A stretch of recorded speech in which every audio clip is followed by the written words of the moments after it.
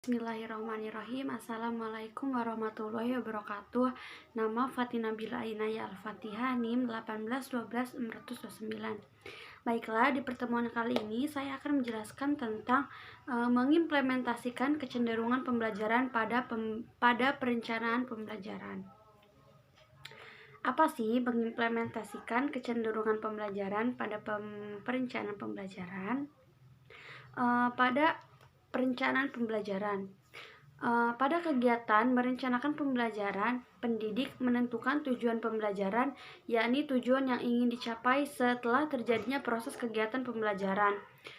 Pembelajaran merupakan suatu proses yang terdiri dari aspek, yaitu apa yang dilakukan peserta didik dan apa yang dilakukan pendidik.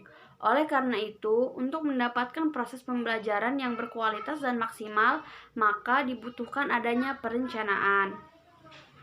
Next, perencanaan pembelajaran adalah proses pengambilan keputusan berdasarkan hasil berpikir secara rasional tentang sasaran dan tujuan pembelajaran tertentu, perubahan tingkah laku peserta didik setelah melalui pembelajaran, serta upaya yang harus dilakukan dalam mencapai tujuan tersebut.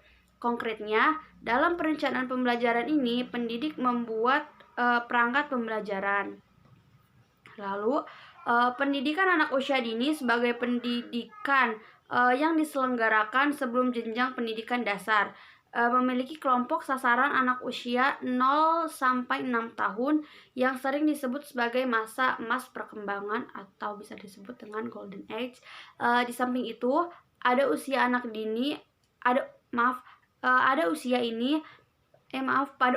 anak-anak masih sangat rentan yang apabila penanganannya tidak tepat justru dapat merugikan anak itu sendiri.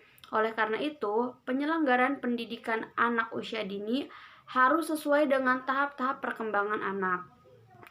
Lanjut, ada kecenderungan pembelajaran AUD. Ada beberapa kecenderungan tipe belajar anak usia dini yang dipengaruhi oleh banyak faktor, diantaranya yang pertama ada unsur lingkungan.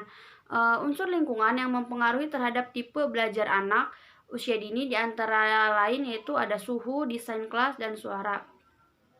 Suhu berhubungan erat dengan indera peraba. Suhu ruangan yang sangat hangat akan membuat anak merasa betah di kelas. Selain itu, dengan desain kelas yang penuh dengan benda-benda akan membuat rasa keingintahuan anak terhadap sesuatu yang di sekitarnya. Selain itu juga ada suara. Suara itu berhubungan dengan alat pendengar. Next, ada unsur sosial. Unsur sosial merupakan kondisi di mana anak dapat melakukan kerjasama dengan teman lainnya. Kegiatan tersebut dapat dilakukan dengan cara kegiatan kelompok. Kondisi ini dapat mendorong anak untuk menghargai orang lain. Hal ini disebabkan karena kerjasama dapat diarahkan untuk bisa merencanakan dan mengambil keputusan bersama.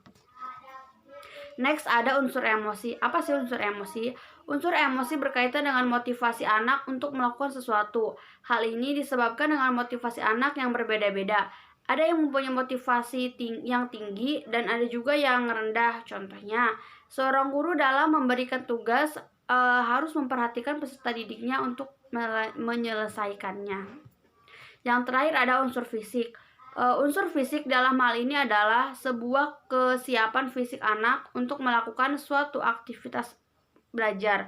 Kesiapan fisik ini berkaitan dengan aktivitas yang dilakukan anak dalam mencangkup kebutuhannya. Yang terakhir, mengimplementasikan kecenderungan pembelajaran AUD pada perencanaan pembelajaran.